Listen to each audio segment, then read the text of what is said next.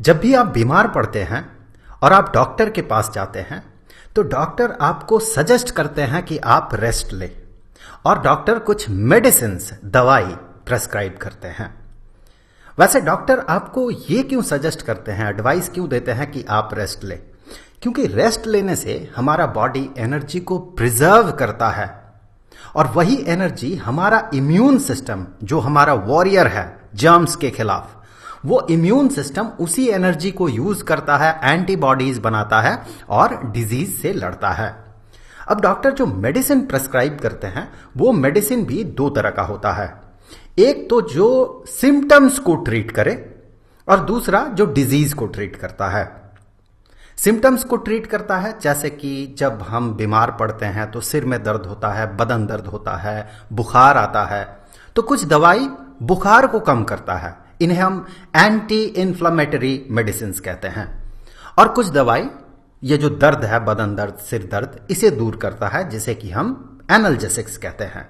तो डॉक्टर इस तरह की मेडिसिन भी देते हैं और साथ ही साथ डिजीज को ट्रीट करने के लिए भी डॉक्टर मेडिसिन देते हैं।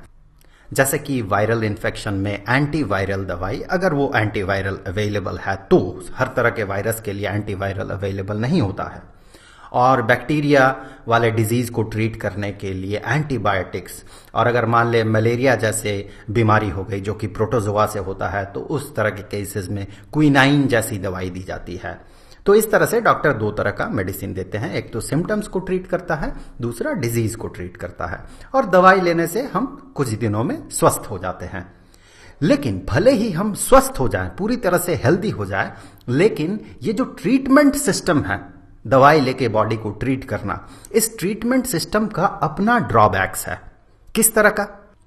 जैसे कि मान ले आप बीमार पड़े और आपने दवाई लिया, लेकिन आप डॉक्टर के पास गए, डॉक्टर ने आपको दवाई प्रेस्क्राइब किया, आपने दवाई लिया और आप तुरंत तो ठीक नहीं हो जाते हैं ना, इसको समय लगता है।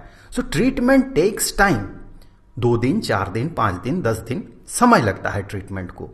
तो उस दौरान पेशेंट को काफी कष्ट होता है और साथ ही साथ वो कुछ काम नहीं कर पाता है। जो काम नहीं कर पाता है मतलब पर्सनल फाइनेंशियल लॉस है, और साथ ही साथ आप कह सकते हैं पूरे सोसाइटी के लिए वो एक इकोनॉमिक लॉस है। और साथ ही साथ ये भी काफी इंपॉर्टेंट है, नोट करने लायक है, कि भले ही हमारा मेडिकल सिस्टम कितना भी स्ट्रांग हो, हमारा ट्रीटमेंट कितना भी अच्छा हो, लेकिन डिजीज से ऑर्गन्स का पार्शियली सही डैमेज होने का एक चांस रहता है। जैसे कि एक बहुत अच्छा एग्जाम्पल होगा ट्यूबरक्यूलोसिस। ट्यूबरक्यूलोसिस का पेशेंट महीनों, हो सकता है बरसों, वो पूरी तरह से सांस नहीं भर पाता है, इतना डैमेज हो जाता है उसके लंग्स, भले ही ट्रीटमेंट कितना भी सक्सेसफुल क्यों ना हो। तो इस तरह से आप देखिए, डिजीज होने से ऑर्गन्स का पार्शियली सही डैमेज होने का चांसेस रहता है। So this is a drawback of treatment. अब अगर इसको टाइम लगे, एक पेशेंट को ट्रीट करने में टाइम लगे, तो उस दौरान वो पेशेंट दूसरों तक वो डिजीज स्प्रेड कर सकता है। अगर कोई दूसरा हेल्दी इंसान उस पेशेंट के करीब आ जाए तो वो पेशेंट उस डिजीज को स्प्रेड कर सकता है। तो इस तरह से आप ये पाएंगे कि भले कितना भी सक्सेसफुल क्यों ना हो ट्रीटमेंट, इसका अपना ड्रॉबैक्स है। इसीलिए कहा जाता है कि प्रिवेंशन, एक डिजीज का prevention is better than treatment. Obviously treatment मतलब उसको बीमारी हुई है और फिर हम कुछ दिनों तक उसे ट्रीट कर रहे हैं, जिसका अपना ड्रॉबैक्स है, तो इससे बेहतर होगा उसे प्रिवेंट कर लिया जाए। अब जो बीमारी है वो तो अलग अलग तरीके से स्प्रेड करता है, कोई पानी से स्प्रेड करता है, कोई हवा में स्प्रेड करता है। तो इसीलिए अलग अलग तरह का जो मोड में स्प्रेड करने वाली बीमारी है, उसके लिए अलग अलग तरह का प्रिवेंशन होता है। जैसे कि हमें पता है कि डिजीज किस तरह से स्प्रेड कर सकता है, हवा से कर सकता है, पानी से कर सकता है, ब्लड से कर सकता है, सलाइवा से कर सकता है, छूने से भी बहुत सारी बीमारी स्प्रेड करता है, और कुछ एनिमल्स और इंसेक्ट्स से फैलता है। जैसे एयर वाला एग्जांपल ले लेते हैं, किस तरह की बीमारी एयर से स्प्रेड करता है, जैसे कि ट्यूबरक्यूलोसिस हो गया, जैसे कि कॉमन कोल्ड या फ्लू हो गया। तो इस तरह की बीमारी जो है हवा से स्प्रेड करता है। कैसे? ये मान ले पेशेंट है, जिसे कि रेस्पिरेटरी ट्रैक्ट वाला बीमारी है। ये जब खांसता है या बात करता है, इवन जब सांस छोड़ता है, उस दौरान हवा बाहर निकलती है और उसी हवा में बहुत सारे ड्रॉपलेट्स निकलता है। इन ड्रॉपलेट्स में उस बीमारी का जर्म रहता है। जब कोई हेल्दी इंसान इस बीमार इंसान के आसपास पहुंचता है तो यही सांस लेने के दौरान यही जर्म्स इसके रेस्पिरेटरी ट्रैक्ट में चला जाता है और फिर ये भी बीमार पड़ सकता है। तो इसे रोकने का कुछ प्रिवेंटिव मेजर्स हम ले सकते हैं, जैसे कि किसी जगह पे मान ले कि रेस्पिरेटरी ट्रैक्ट वाली बीमारी जो है ये फैल रही है, तो उस जगह पे हम ओवर क्राउडेड प्लेसेस से बच सकते हैं, जहां पर बहुत ज़्यादा भीड़ भाड़ है, वहां से हम बच सकते हैं। और साथ ही साथ अगर मैंडेटरी हो मार्केट जाना वगैरह तो हम मास्क का यूज कर सकते हैं। इससे बहुत हद तक हम इस डिजीज से बच सकते हैं, इस तरह के रेस्पिरेटरी डिजीजेस से बच सकते हैं। अब कुछ बीमारी जैसे कि कॉलेरा, हेपेटाइटिस, ये पानी से फैलता है। इसके लिए क्या उपाय होगा? जो पानी हम पीते हैं उसे पीने से पहले हम ट्रीट कर ले, प्रॉपरली ट्रीट कर ले। जैसे कि हो सकता है हम पानी को उबाल ले, या फिर कुछ मॉडर्न टेक्नोलॉजी जैसे कि रिवर्स ऑस्मोसिस का भी हम सहारा ले सकते हैं। इस तरह से हम पानी को ट्रीट करके पिए तो इस तरह के डिजीजेस जैसे कि कॉलेरा, हेपेटाइटिस, इनसे हम बच सकते हैं। और कुछ बीमारी ब्लड से फैलता है। कैसे, किस तरह से? मान ले कि किसी को इस तरह का बीमारी है जो ब्लड से फैलता हो और वो नाई के पास गया दाढ़ी बनाने। वो दाढ़ी बना रहा नाई, अब इसके फेस में छोटा सा कट आ गया और वही ब्लड इसके रेजर में चला गया, ब्लेड में चला गया। अब अगर ये ब्लेड को बिना बदले किसी दूसरे इंसान को शेव करता हो और उसका भी फेस अगर कट जाए तो फिर वो ब्लड से ट्रांसफर होने वाला या ब्लड के थ्रू स्प्रेड करने वाला जो डिजीज है दूसरे इंसान तक पहुंच सकता है।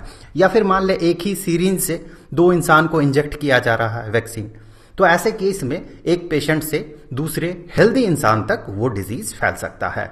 तो इसे हम कैसे रोक सकते हैं? वैसे आपको तो दाढ़ी बनाने की जरूरत नहीं होगी फिलहाल, लेकिन 2 साल 3 साल बाद आपको दाढ़ी बनाना होगा। तो वैसा सिचुएशन में अगर आप किसी नाई के पास जाएं तो ये इंश्योर कर ले कि वो ब्लेड को चेंज करे दाढ़ी बनाने से पहले। और सीरिंज की बात अगर करें तो अभी तो ये कॉमन नॉर्म हो गया, कॉमन प्रैक्टिस हो गया कि हम डिस्पोजेबल सीरिंज यूज करते हैं। फिर भी ये इंश्योर कर लेना बेहतर होता है कि जो सीरिंज यूज किया जा रहा वो डिस्पोजेबल सीरिंज हो। अब कुछ बीमारी, कुछ डिजीज सलाइवा से स्प्रेड करता है, जैसे कि हेपेटाइटिस। तो ऐसे सिचुएशन में हमें जूठा खाने से बचना चाहिए। कुछ बीमारी जैसे कि रिंग वॉर्म, दैट मीन दाद, इस तरह की बीमारी जो है, स्किन डिजीजेस खासकर, ये छूने से फैलता है और दूसरों के सामान यूज करने से भी फैलता है, जैसे कि दूसरे के कपड़े पहनने से या फिर दूसरे का कंघी यूज करने से फैलता है। तो ये बेहतर होता है कि हम दूसरे का सामान यूज ना करें। अब कुछ बीमारी जैसे कि डेंगू फीवर, मलेरिया, ये मच्छर से फैलता है, इंसेक्ट से फैलता है। तो इसे अगर फैलने से रोकना है तो फिर हमें इन इंसेक्ट्स का, मच्छर का ब्रीडिंग को ही बंद करना होगा। तो हम अपने आसपास के एनवायरनमेंट को बहुत साफ सुथरा रख सकते हैं जिससे कि मच्छर अंडे ना दे सके, जिससे कि इनका नंबर्स ना बढ़े। तो हम अपने आसपास के एनवायरनमेंट को साफ सुथरा रख के इस तरह की बीमारी, डेंगू फीवर, मलेरिया वगैरह को रोक सकते हैं। अब प्रिवेंशन का एक बहुत ही इंटरेस्टिंग और बहुत ही इफेक्टिव तरीका है इम्यूनाइजेशन। बच्चों को जो वैक्सीन दिया जाता है, जब वैक्सीन दिया जाता है तो उससे हमें फायदा क्या पहुंचता है? जो वैक्सीन में होता है वो होता है डेड या फिर वेरी वीक बैक्टीरिया या वायरस। ये बहुत वीक होता है या डेड होता है।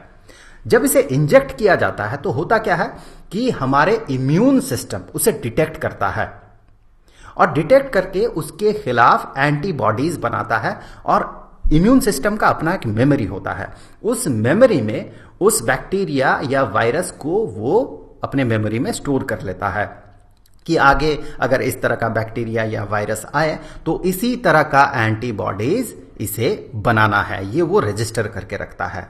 तो आगे चल के जब इस तरह का बैक्टीरिया या वायरस बॉडी में एंटर करता है तो इम्यून सिस्टम रेडी रहता है बिल्कुल, और वो तुरंत एंटीबॉडीज बनाने लगता है जिससे कि वो अच्छी तरह से उन जर्म्स के साथ लड़ सके। और चूंकि जब इंजेक्ट किया जाता है ये डेड होता है या वेरी वीक होता है, इसीलिए ये बॉडी के अंदर फ्लरिश नहीं कर पाता है, ये अपना नंबर को बढ़ा नहीं पाता है। तो इम्यून सिस्टम उस दौरान एंटीबॉडीज बना लेता है और in very weak bacteria viruses को वो मार देता है। लेकिन वो ऑलरेडी वो अलर्ट हो जाता है, रेडी हो जाता है, उसके मेमोरी में स्टोर हो जाता है इस तरह के बैक्टीरिया और वायरस के लिए इस तरह के एंटीबॉडीज बनाना है। तो आगे जब ऐसे पैथोजेंस बॉडी के अंदर जाता है तो ये रेडी, ऑलरेडी रेडी जो इम्यून सिस्टम है वो तुरंत एंटीबॉडीज बनाने लगता है, जिससे कि वो जो बैक्टीरिया या वायरस बॉडी के अंदर गया वो फ्लरिश नहीं कर पाता है। तब तक इम्यून सिस्टम ऑलरेडी एंटीबॉडीज बना देता है और उनको मार देता है। अगर इम्यूनाइजेशन नहीं हुआ होता तो जब तक इम्यून सिस्टम ये डिटेक्ट करता कि उन बैक्टीरिया वायरस के लिए किस तरह का एंटीबॉडीज बनाना है, उतने समय में ये बैक्टीरिया वायरस जो पैथोजन है ये अपना नंबर को इतना बढ़ा लेता कि हो सकता है इम्यून सिस्टम उससे लड़ने में नाकाम रह जाए। तो इस तरह से इम्यूनाइजेशन ये प्रोसेस जो है ये बहुत ही इफेक्टिव प्रोसेस है डिजीजेस को प्रिवेंट करने में। तो इस वीडियो के साथ ये जो चैप्टर है स्टैंडर्ड 9th के लिए why do we fall ill ये खत्म होता है। आई होप कि ये वीडियो और साथ ही साथ ये चैप्टर आपके लिए हेल्पफुल रहा होगा। अगला जो चैप्टर का वीडियो होगा उसका लिंक आपको यहां पर स्क्रीन पे मिल जाएगा। अब जाते जाते मैं आपको बता दूं, इस पूरे चैप्टर के सारे वीडियोस का जो प्लेलिस्ट है उसका लिंक आपको नीचे डिस्क्रिप्शन में मिल जाएगा। तो आई होप कि अगले वीडियो में फिर मुलाकात होगी। तो मिलेंगे आपसे अगले वीडियो में, तब तक के लिए खुश रहें। Good bye.